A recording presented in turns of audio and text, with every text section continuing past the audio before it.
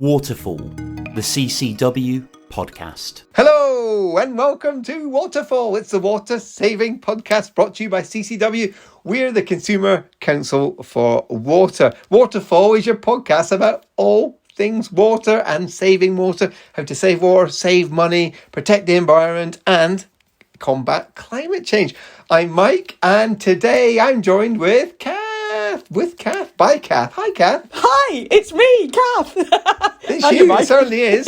Now, the last time you were on Waterfall, you were in charge. You were steering a good ship, and what a good job you did. What episode was that? I can't remember what episode. No, I do know. I'm sorry. It was an episode about sphagnum moss with the Moors for the Future partnership. Yes, I was disappointed that you didn't call that episode "The Moors the Merrier." Oh my goodness! But you've missed a trick here, Mike. You could have been a headline. There is a bit of competition in terms of the puns with producer Tom, you see. So, it actually, do you know what? It had a great name. Improving Bog Standards. That is an awesome name.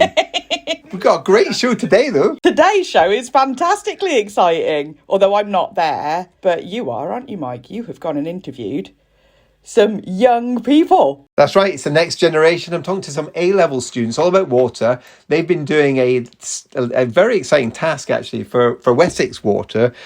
So I've intercepted them and, picking their brains all about attitudes to water saving. It's fascinating stuff. Well worth a listen to all that coming up in just a few minutes. But before we get into that, I just want to refer back to episode 30. Now, you know I do love our back catalogue, but episode 30 of Waterfall was all about water night. Do you remember that one? I do, yes. This is the Australian initiative, isn't it? Where people go without using their water for an evening and helps build up that awareness of how much we use and how essential it is. That's right. And at the end of that episode, we said we'd love it if that happened in the UK, or we should try and take this forward. Well, our friends at Waterwise, they were clearly listening because they've ran with the idea and it's happened. It happened last month. So that's fantastic. It's great that the ideas that we were sharing on Waterfall are actually then being taken forward. So that's so good. But I do have to confess that in my house, we didn't do water night because the day it was on, I was working late down in London, so I wasn't back for most of the evening. Oh. And in fact, it was probably like the opposite of water night because every night I'm nagging the kids, turn that off. Do you really have to have that shower that long? So actually they had some peace and quiet. So I suspect, rather embarrassingly, our water use went up during water night and not down. So not great. How was your water night experience? Well, let me tell you, Mike, if you think your water use went up, it's probably nothing compared to what happened in my house. Oh, yeah? So, hold on, should you be telling this story publicly? I don't know. Am I about to release details into the public? I'm going to tell you anyway. You know I like to overshare. So, in my house, I was in the office, and I often don't get back till 8ish from the office. And it was a really horrible day, wasn't it? It was really rainy on water night. Just that was how fitting. Yeah. So my partner had got home sometime earlier, had decided that he was going to have a bath, had left that running. Somebody had come to the door, then he'd gone off and cooked his tea. And I'd looked out of the back door at about 10 o'clock and said, my goodness, I can still hear the rain coming off the roof, even though it stopped raining, thinking it must have rained so hard. At which point he went, oh, and disappeared. And it turned out that he'd been running a bath since about 5 o'clock and noticed at about 10 o'clock. So it obviously, thankfully, the bath overflow had seen off most of it, but there was still water all over the bathroom floor. For water night in my house, what we did is run the hot tap for 4 hours. Plus. Wow, a very literal interpretation of water night. Not what we were looking for, Mike. Not what we were looking for at all. Wow, so was there permanent damage to your house? Thankfully, no. As I say, the overflow was really doing its job, and that's why I could hear the water gushing down the drain outside where the bath was probably going, stop. Oops. Wow. We'll do better next year. Wow, that's pretty poor from both of us on water night, although your story's far funnier than mine. Shows we didn't really get into the spirit of it. No, but great that water night did happen here in the UK, and we're very sorry, Waterwise, for our poor performance. Perhaps listeners right. can send in their water-saving stories just to make our performance look even worse. Yeah, but it's good that we've brought back our confession slot into Waterfall. So, pretty bad from both of us. Right, before we get into the episode, can we just let's just remind people they can get in touch with the show. Yes, they can, Mike. People can get in touch with the show. They can email us at podcast@ccwater.org.uk, or they can find us on social media, Instagram, Twitter, maybe Threads, just by searching Waterfall Podcast. Very good, very good. So please do that. Okay, so let's get into it. We've got a great episode. It's the next generation of water champions. So let's just bring on the guests. What would you like Waterfall to cover next? Send your water-saving topics to podcast@ccwater.org.uk. Right, it's absolutely great to be joined by 3 guests on Waterfall. So I've got Emma. Hello, Emma. Woo. Hi. I've just thrown a pen at Emma, so which is not a great start. Got Lex. Hi, Lex. Hello. And then Olivia. Hi. Great you're here. Let's just set the scene on why you're here. So you've been doing Wessex Water's Young Persons Panel. So you've been doing this challenge for 6 weeks? 8 weeks, yeah. 8 weeks challenge. Yeah. So what was the exam question that you were asked to do? So we were asked to help build. So this will make a great podcast. This is the automatic blinds in Wessex Water's HQ, randomly moving. So anyway, sorry, Emma, go on. Right. What was your challenge? So Wessex Water have an issue with trust with the customers. So they were asking how we think we can build a manifesto to kind of improve that trust. So we had to create aims, policies, and beliefs, and then we kind of just went with that. And then they gave us some tips and tricks on how to do it. Yeah, we built it around the company really, and key points like environment. There was people, employees, that type of stuff. There were 8 aspects. And we had to pick 3 to 4 of them, focus on that, see how we can link that to customer trust. And we had 8 weeks to do it independently. Yeah. Wow, so 8 weeks to create a manifesto on how you can help build trust amongst Wessex Water customers. So this was a challenge against other teams. So there was 4 other teams, and you are the winning team. Yeah. So well done. Are you basking in the glory? We've got some Quite chocolate surprised, stuff in Well, to be fair, I do pretty much anything for chocolate, so that's good. And I was on a judging panel, and your team was fantastic, and a great name, Sewage Squad. I was quite happy with that. We came up and when we Best part first of our became whole a thing. team. Who came up with the name? Who was it? I feel like Didn't you do it? Yeah, I I think so. Yeah, I think you did that. Well, it shows you this is quite interesting team dynamic here. That you're all trying to give each other credit, which is a nice. So just give us a gist of what your winning entry covered. How can you build trust? What's the secret ingredient? So we focused on, I study psychology at A-level, and I wanted to link it quite towards that, because I think customer trust is something you have to build a relationship, and there's just so much behind that. But for the aspects of Wessex Water, I think we focused on environment, biodiversity, net zero, our people, which is employees, and then also customer engagement, I think it was. Yeah, customer. Yeah, so we mainly focused on those, came up with quite a few different aspects. I think we didn't mainly focus on one, it was kind of just a whole variety and how they all link back to trust. Yeah, we made a couple of policies like the customer liaisons and the outreach programs as well. Yeah. We tried linking everything back to people, because that's the main way you can build trust. So we had things like customer forests, where Wessex Water would sponsor people to go and volunteer and plant trees and, absorb carbon dioxide. I love that idea, the customer forest. So this was people will go and plant trees, and Wessex will basically give them the trees or give them the means to do this. Is that right? I went through Wessex Water's 2023 Climate Action Plan, and I saw something on staff forests where they plant a tree every 5 years you work at Wessex Water. I was thinking, well, surely you could do that with customers as well, because that's the main target, building trust. Yeah, I like that. Involve customers and involve people in a very practical way. And it really struck me through your winning entry that involvement of people was at the heart of it, which was really good. So great, look, well done. You're going to drive around Bath in an open top bus now, is that right? Of course, While waving flags. while eating your chocolate. So before you got involved in this, did you think about water at all? Not really. You run the tap and you get water. I think I had a slight awareness of it, but I don't really think I cared that much. I was like, it doesn't really impact me, does it? But then I think becoming more like aware of it. So Emma, you knew but didn't care. Yeah. Olivia, you didn't know. Lex, you didn't know either, right? Well, I knew a bit about water because exactly. I do economics and we talk about market failures, and water is one of the key ones that we look at. Do you? Is that Yeah, we covered? do. Is that It covered is, in the because A-level economics It syllabus? is, yeah. It's because we look at it because it creates negative externalities, which is basically just pollution and damage to the environment.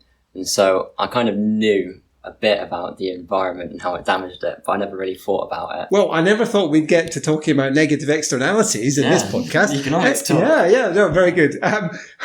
So how did doing this exercise then change your views? Or did it change your views?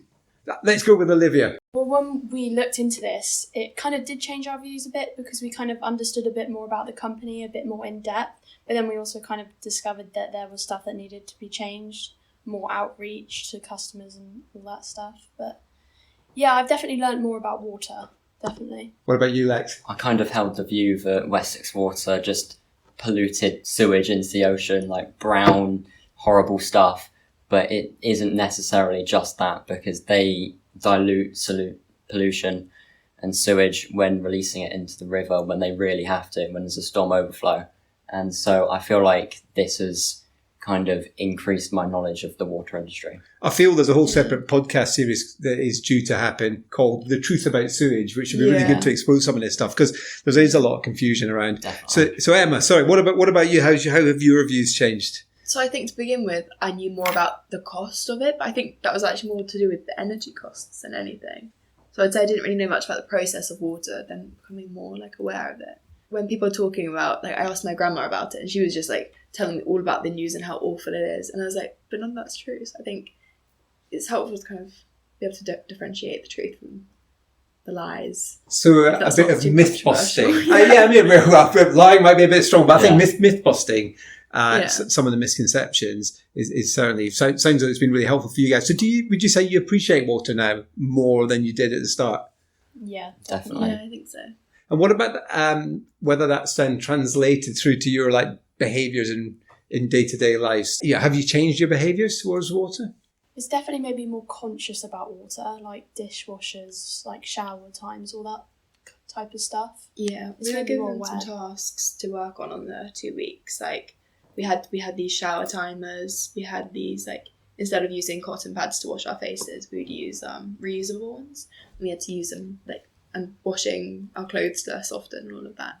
And I think some of them, like, I use the reusable cotton pads a lot. But overall, I think I'm more conscious of it, but not actively like timing every single shower I have. Yeah, I'd agree. Yeah, showers are like 9 litres per minute on average, Yeah. and that was crazy to me because I never really realised that. So all the time I was just standing in the shower enjoying myself, I was just kind of wasting a lot of water. So I tried cutting down on that a little bit. Good, that's music to our ears on Waterfall. Enjoying the show? Please consider leaving a 5-star rating on iTunes and Spotify. And I suppose that there's this kind of view that there's a generation coming through that have the spirit of Greta Thunberg, right? So you really care about the environment, care about climate change. So in your view, who should be solving the problems? Should it be down to individual behaviours, or who should be tackling that? It's a team effort, I think. Everyone plays a factor in the major companies who contribute massively, everyone in their individual day-to-day lives. It's not even if one country changes, I think it's just everyone. Like, all the small things play a big part. Yeah, definitely. You have to remember also different countries have different sized populations. Yeah. So if one country did something and then there was a bigger country didn't, it wouldn't have much impact, definitely. So I think it's a global issue, I think definitely. Yeah, lots of people compare, like, if China has like this really, really high pollution rate, but then actually they have a much higher population as well, so there are reasons behind it. But I think just overall everyone needs to cut down and really like almost scare themselves into doing so, because it's terrifying. I think we just have to enjoy the fact that Wessex Water are doing all they can to derail our podcast by not only have we had the loud blinds, we've now got a lawnmower or a leaf blower or something. What is it? Both. Just outside. But I want to stay on this topic. Do you share Emma's view then that it's kind of a team effort to address the climate change issues? Yeah, definitely. Yeah, it's a global issue, climate change, because it will affect everyone. So it definitely has to be a global team effort.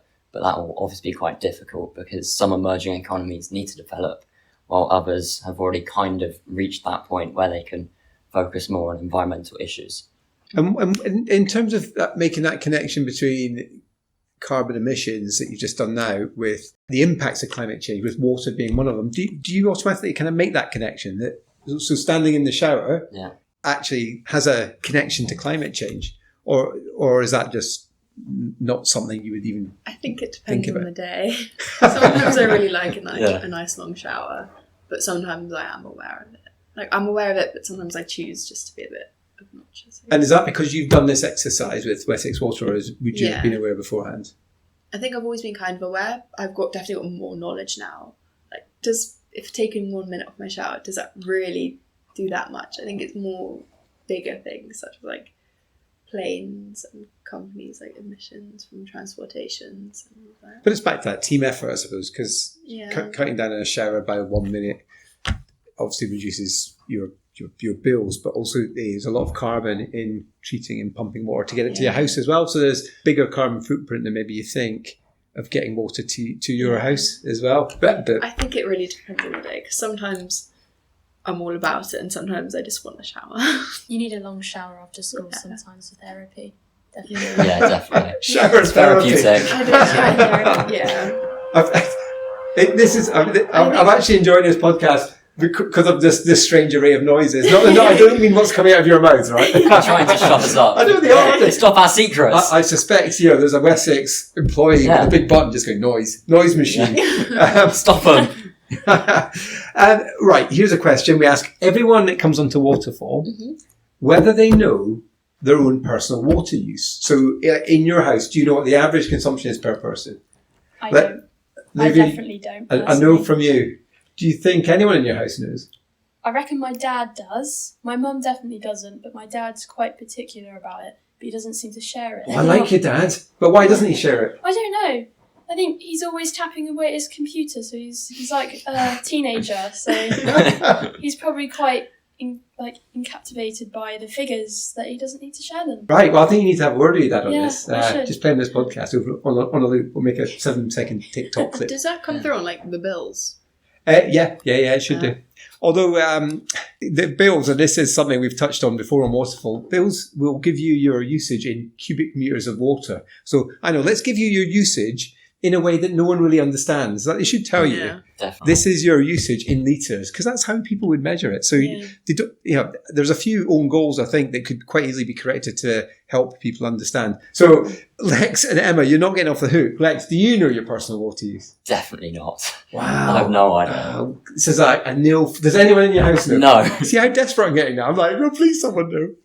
Right, Emma, you're my... I hope it's... No idea. Yeah, no one does. Oh, what? I was asking about the bills, because I assume if my mum does the bills, then she'll know. But nobody else does. But that's interesting, because we're obviously talking about appreciating water and valuing water, but if that connection between how much you pay and how much you use isn't there, that's one of the levers that you can pull to help encourage people to use less. And obviously... You guys aren't aware of that. By the way, you're not alone. The majority of our guests on season 3 don't know their water use, which, given that a lot of the people we speak to are people who work in the water sector, that's slightly concerning. We have had someone on this series who's had a consumption of less than 50 litres a day. That is unbelievable. The average is about 145. Wow. That is incredible. Impressive. And the person wasn't smelly. Yeah. Just to confirm. I think if you actually knew the data behind it, taking 1 minute off your shower, you could actually see it. So maybe I should start learning. Maybe that might motivate me a bit. Do any of you guys have a smart energy meter in your house? I bet your dad knows. Olivia. I don't, but I'm sure my dad does. I'll be sure to ask him when I go home. Because that obviously has a display so you can see what you're using. I don't think we do, to be honest. Do you think that would help in water? We used to have one, but then my mum decided that it's taking up energy as well. I did that. I did that too. Yeah. It was plugged in, and it was like you It's look at never it for gonna the go first down. month, and then you go, "Oh, it's just actually using energy." So I Yeah. unplugged it, and now it sits in the cupboard. Yeah, exactly. We're not exactly selling smart metering here, No, we're not. but I think in your winning presentation, you had an app as Yeah. part of it, and Yes, actually we did. within that app, if you had live real-time data, that'd be really helpful. So you could Yeah. see my I think that usage was right one- now. That was one of the suggestions, I think. Yeah, it was As a you good one. mentioned earlier with the own goal of saying cubic meters, we said on the app it should be in a form where we can really easily understand it. So it'd be liters and maybe like carbon dioxide you haven't produced by saving Yes, I water. like that as well. I Yeah. think I like the idea of there's a big number that's going up all the time going, by saving water, you've saved this much carbon Yeah. and this much water. That'd be really Almost good. maybe relating it to like how many average showers that would be that you've used in a month. Like, Definitely.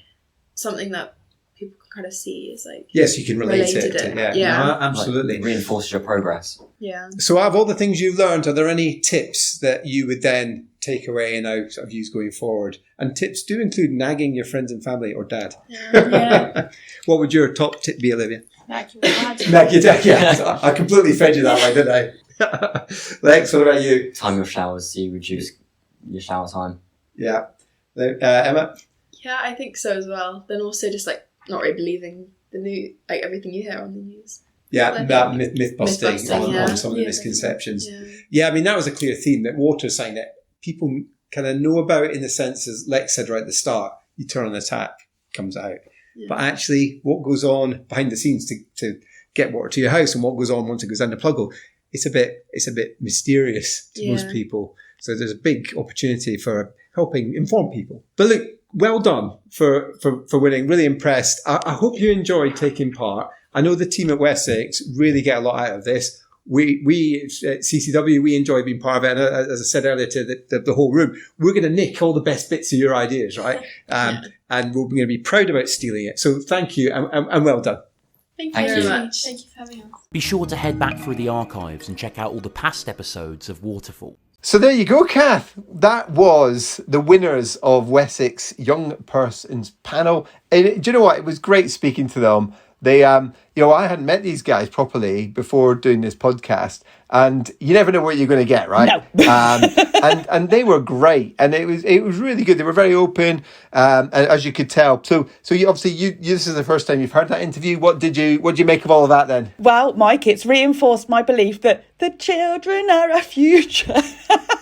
Sorry, I couldn't help that. No, it was genuinely great to hear young people engaged and aware of the issues that we're all facing, as they're the generation that genuinely are going to face the serious water stress challenges that we are potentially facing if we don't make changes now. I think, though, it did also reinforce to me the need for us to make these changes straightforward. There is so much that we can do, but we can't just rely on, young people's enthusiasm to save the world. Nobody wants to make a lifestyle change that's chaotic and difficult and hard to maintain. So there's so much more for us to do to make sure that how people can contribute is clear through things like this podcast. How many back episodes have we got with water saving tips? Tons. What's this? It's the little things that all add 60 up. episodes now, I think. Is something it like really? that. I know, it's unbelievable. I mean, the thing that really struck me as well is that these were some A-level students who were actually doing a project on water as part of their thing for Wessex. So they were well informed, but we cannot assume people will know about water, because why would they? We've got so much stuff to worry about in our lives, it's like, what am I going to do? Why would I think about water? You're 17 or 18, you're looking at your life's ahead of you, so many choices. I know, I really want to know about water. Well, we just can't assume that. Absolutely. What's more concerning? Are you going to go into work or continue education? What university might you choose? It's not. What am I doing to shorten my shower? I think I really want to know about the water treatment process. Although, to be fair, my eldest daughter is 13. In one of their science classes was covering water treatment, and I was like, wow, that's really good. Oh. So slightly undermining the point I'm making, but I'm not sure that that's in everybody's curriculum, though. Probably not. No, it wasn't just the curriculum that I like, Mike's curriculum that I force on my children. Right, you must know about coagulation in the treatment process and the filter media that you have as part of your filter beds. No, The evenings must fly by in the Keel household. Anyway, look, that was. I thought it was great speaking to these guys, and so much food for thought there in terms of actually how do you reach out to people and help them make water saving as easy as possible and understand it really matters. And that link between climate change and what you do with water in the home is actually a really strong link. To me, that's like such a key point. Absolutely. Yeah. And what we're all about. Save water, save the planet. And save some money. Absolutely. Look, I know that sounds corny, but it's a factor and we're all in it together, right? Absolutely. So we've all got to live here, haven't we? So very important. Yeah, absolutely. Right. We've got to go. We're out of time. Before we go, Cath, can you just remind people how they can get in touch with the show? Yes, I can. Email us at podcast@ccwater.org.uk. We do love hearing from you guys, so please do get in touch. Tell us your ideas, what you'd like us to cover in future shows, and if you just want to share us your personal water use as well, love that too. We do love that. Actually, we do. Yeah, we absolutely do. Don't forget, yes, extensive back catalogue to check out, and hit that subscribe button so you'll never miss an episode. There you are. Right, that's it from me, Mike. And that is it from me, Cath. Bye.